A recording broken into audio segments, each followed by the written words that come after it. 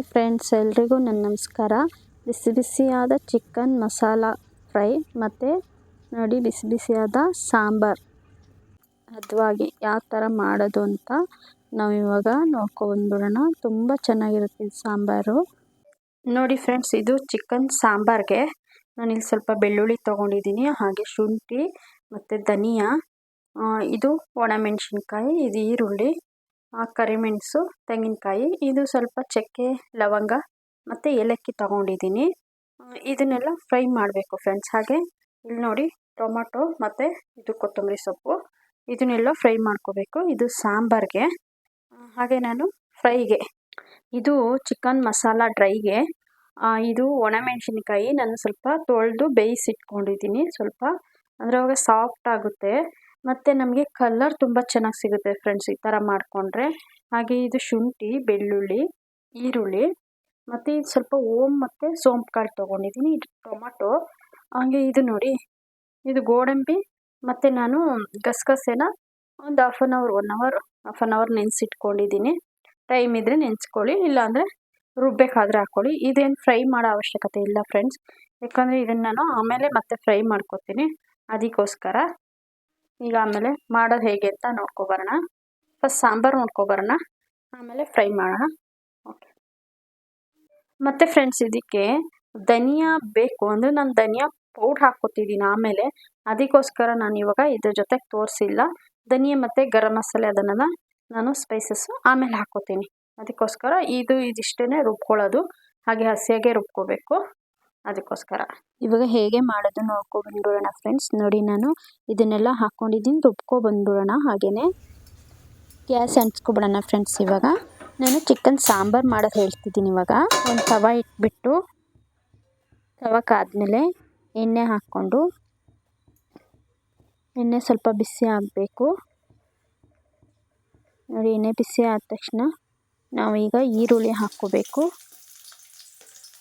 ಈರುಳ್ಳಿ ಚೆನ್ನಾಗಿ ಎಣ್ಣೆಯಲ್ಲಿ ನೀಟಾಗಿ ಫ್ರೈ ಆಗಬೇಕು ಫ್ರೆಂಡ್ಸ್.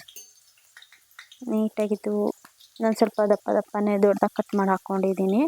ನೀಟಾಗಿ ಫ್ರೈ ಆದಾಗ ಅದು ಸಣ್ಣ ಮಾಡಿಕೊಂಡ್ರೆ ಅದರಲ್ಲೇನು ಉಳಿಯೋದೇ ಇಲ್ಲ. ಅದಕ್ಕೋಸ್ಕರ ನೋಡಿ ಈ ಥರ ಎಲ್ಲ ನೀಟಾಗಿ ಫ್ರೈ ಮಾಡ್ಕೋಬೇಕು. ಈರುಳ್ಳಿನ ಚೆನ್ನಾಗಿ ಫ್ರೈ ಆದರೆ ಚೆನ್ನಾಗಿರುತ್ತೆ ಫ್ರೆಂಡ್ಸ್. ಇದು ಚಿಕನ್ನು ಅಕ್ಕಿ ರೊಟ್ಟಿಗೆ, ಈ ಚಿಕನ್ ಸಾಂಬಾರು ಅಕ್ಕಿ ರೊಟ್ಟಿ, ದೋಸೆ, ಚಪಾತಿ ಎಲ್ಲದಕ್ಕೂ ತುಂಬ ಚೆನ್ನಾಗಿರುತ್ತೆ ಫ್ರೆಂಡ್ಸ್. ಮುದ್ದೆಗೆ ಅಂತೂ ಇನ್ನೂ ಚೆನ್ನಾಗಿರುತ್ತೆ. ನೋಡಿ ಈ ಥರ ಫ್ರೈ ಆದಮೇಲೆ ನಾನು ಇದೇ ಎಣ್ಣೆಗೆ ಚಿಕನ್ ಹಾಕ್ಕೋತಾ ಇದ್ದೀನಿ. ಇವಾಗ ನೀಟಾಗಿ ನಾನು ಅರಿಶಿನ ಪುಡಿ ಮತ್ತು ಉಪ್ಪೆಲ್ಲ ಹಾಕಿ ತೊಳೆದಿಟ್ಕೊಂಡಿದ್ದೆ, ಅದನ್ನೇ ಇದಕ್ಕೆ ಹಾಕ್ಕೋತಾ ಇದ್ದೀನಿ. ಈಗ ಹಾಕಿ ನೀಟಾಗಿ ಒಂದು ಸತಿ ಎಲ್ಲ ತಿರುಗಿಸ್ಕೋಬೇಕು.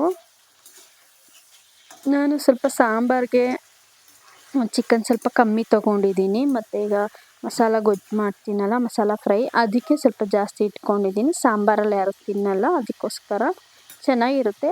ಅದು ಚಿಕನ್ ತಿನ್ನಲ್ಲ, ಟೇಸ್ಟ್ ಸಿಗಲ್ಲ ಅಂತ. ಈಗ ಅರಿಶಿನ ಪುಡಿ ಹಾಕ್ಕೊಳ್ಳೋಣ. ಅದಕ್ಕೇ ಅರಿಶಿನ ಪುಡಿ ಹಾಕಿಬಿಟ್ಟು ನೋಡಿ ಒಂದು ಸತಿ ಎಲ್ಲ ಈ ಥರ ನೀಟಾಗಿ ತಿರ್ಸ್ಕೊಳ್ಳಿ. ಇದನ್ನು ಅರಿಶಿನ ಪುಡಿ ಎಲ್ಲ ಹಿಡಿಬೇಕು ನೀಟಾಗಿ.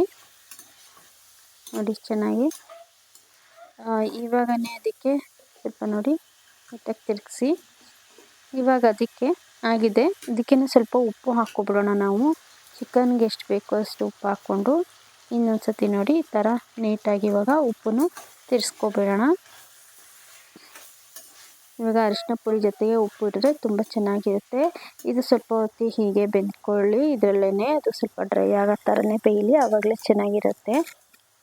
ನೀಟಾಗಿ ಈ ಥರ ನೋಡಿ ಈ ಥರ ಡ್ರೈ ಆಗಬೇಕು. ಈ ಥರ ಆದಮೇಲೆ ನಾವು ಮಸಾಲೆ ರುಬ್ಕೊಂಡಿದ್ನಲ್ಲ, ಜಾರಲ್ಲಿ ಇಟ್ಕೊಂಡಿದ್ದು, ಅದನ್ನು ನಾನು ಇವಾಗೆಲ್ಲ ಹಾಕ್ಕೋತಾ ಇದ್ದೀನಿ. ನೀಟಾಗಿ ಹಾಕಿ ಫ್ರೆಂಡ್ಸ್. ಇದು ಹಾಕ್ಬಿಟ್ಟು ನೀಟಾಗಿ ನೋಡಿ ಈ ಥರ ಎಣ್ಣೆ ಜೊತೆಗೆ ಇದು ಮಿಕ್ಸ್ ಆಗಬೇಕು ಫ್ರೆಂಡ್ಸ್, ಮಸಾಲೆ ಎಲ್ಲ. ಆವಾಗಲೇ ತುಂಬ ಚೆನ್ನಾಗಿರುತ್ತೆ. ಹಾಕ್ಬಿಟ್ಟು ಈಗ ಮುಚ್ಚಿಡೋಣ. ನಾವು ಎಲ್ಲ ಮಿಕ್ಸ್ ಮಾಡಿ ಚೆನ್ನಾಗಿ ಒಂದು ಕುದಿ ಹೀಗೆ ಬರಲಿ. ಅದು ನೀರು ಹಾಕೋದು ಬೇಡ. ಇವಾಗ ತೆಗೆದು ನೋಡೋಣ. ಇವಾಗ ಚೆನ್ನಾಗಿ ಆಗಿದೆ ನೋಡಿ. ಇವಾಗ ನಾವು ಒಂದು ಸತಿ ತಿರುಗಿಸ್ಬಿಟ್ಟು ಬೇಕಾದ್ರೆ ನೀರು ಹಾಕ್ಕೊಳ್ಳೋಣ. ಒಂದು ಸತಿ ತಿರುಗಿಸೋಣ ಇವಾಗ ನೀಟಾಗಿ. ನೋಡಿ ಮಸಾಲೆ ಎಲ್ಲ ಚೆನ್ನಾಗಿ ಕುದೀಲಿ ಅದರಲ್ಲೇ ಅಂತ ಇವಾಗ ಮಿಕ್ಸಿ ಜಾರ್ ತೊಳೆದಿರೋ ನೀರಿದೆಲ್ಲ ಅದನ್ನೇ ಹಾಕ್ಕೋತಾ ಇದ್ದೀನಿ ನಾನು. ಅದನ್ನು ಹಾಕ್ಕೊಂಡು ಇನ್ನೊಂದು ಸತಿ ಎಲ್ಲ ನೀಟಾಗಿ ತಿರ್ಸ್ಕೊಳ್ಳಿ.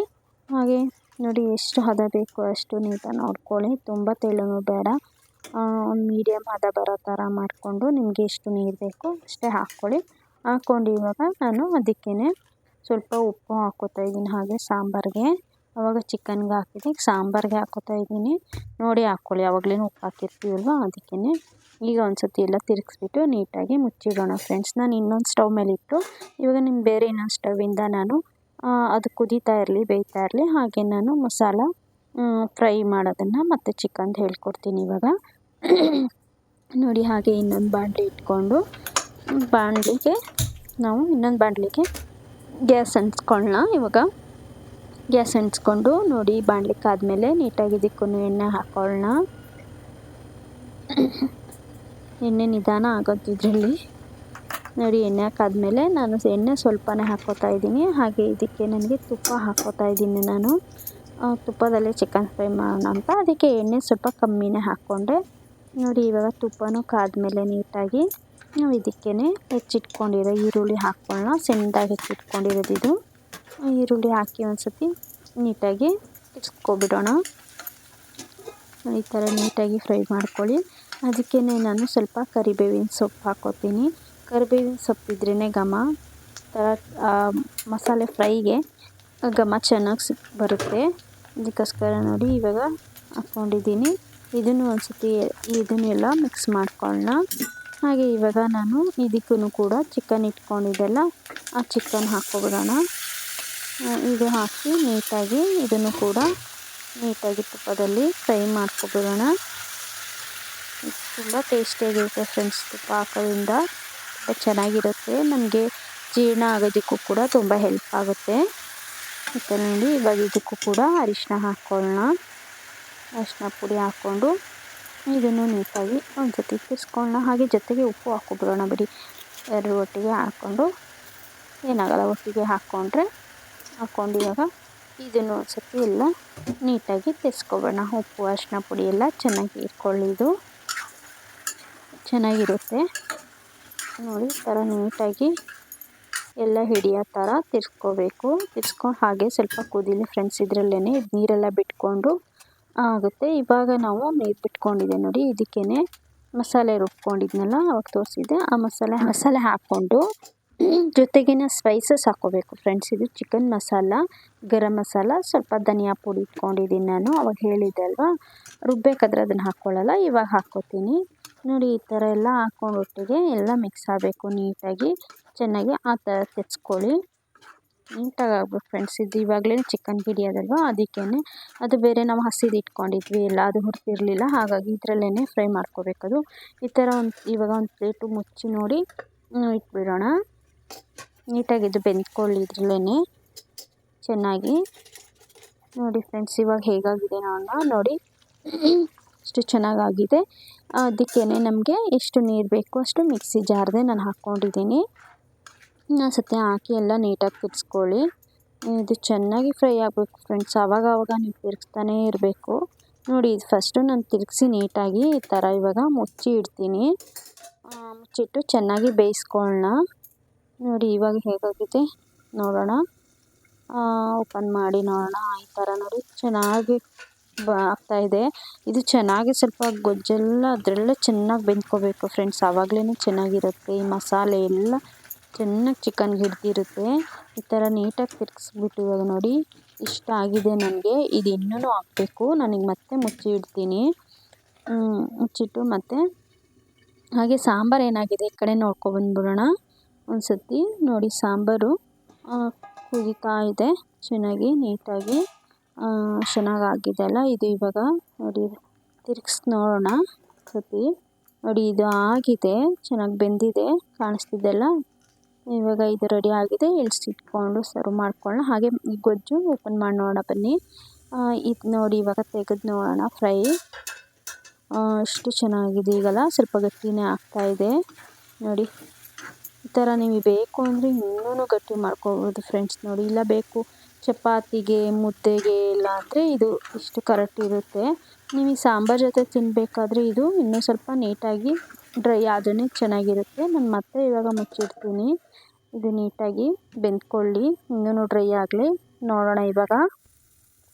ಓಪನ್ ಮಾಡಿ ನೋಡಿ ಎಷ್ಟು ಡ್ರೈ ಆಗಿದೆ. ಈಗ ಈ ಥರನೇ ಅದೇ ಚೆನ್ನಾಗಿರುತ್ತೆ ನಿಮಗೆ. ಆ ಸಾಂಬಾರು ಜೊತೆಗೆ ಪಕ್ಕದಲ್ಲಿ ಬಿಸಿ ಬಿಸಿ ಮಸಾಲ ಗೊಜ್ಜಿದ್ರೆ ಚೆನ್ನಾಗಿರುತ್ತೆ ಚಿಕನ್ದು. ನೋಡಿ ಇದು ಕರೆಕ್ಟಾಗಿದೆ ಅನ್ಕೋತೀನಿ. ನೋಡಿ ಇವಾಗ ಮತ್ತೆ ಮುಚ್ಚಿಡೋಣ, ಇನ್ನು ಸ್ವಲ್ಪ ಆಗಲಿ, ಇನ್ನೂ ಬೆಂದರೆ ಚೆನ್ನಾಗಿರುತ್ತೆ. ಇವಾಗ ರೆಡಿ ಆಗಿದೆ ನೋಡಿ ಫ್ರೆಂಡ್ಸ್. ಇವಾಗ ಅದಕ್ಕೇ ಲಾಸ್ಟಲ್ಲಿ ನಾವು ಸ್ವಲ್ಪ ನಿಂಬೆಹಣ್ಣಿನ ರಸ ಹಾಕ್ಕೊಂಡ್ರೆ ತುಂಬ ಚೆನ್ನಾಗಿರುತ್ತೆ. ಇದು ರೆಡಿ ಆಗಿದೆ ಅಲ್ವ ಇವಾಗ. ನೋಡಿ ಇವಾಗ ಹಾಕ್ಕೊಂಡು ತಿರುಗಿಸಿ ಸರ್ವ್ ಮಾಡ್ಕೊಬಿಡೋಣ ನಾವು. ನೋಡಿ ಬಿಸಿ ಬಿಸಿ ಅನ್ನ, ಮುದ್ದೆ, ಚಪಾತಿ ಎಲ್ಲದಕ್ಕೂ ತುಂಬ ಚೆನ್ನಾಗಿರುತ್ತೆ ಫ್ರೆಂಡ್ಸ್. ನೀವು ಮಾಡಿ ತಿಂದು ನನಗೆ ಕಾಮೆಂಟ್ ಮಾಡಿ, ಹಾಗೆ ಸಬ್ಸ್ಕ್ರೈಬ್ ಮಾಡೋದಂತೂ ಮರಿಬೇಡಿ please. Thank you so much.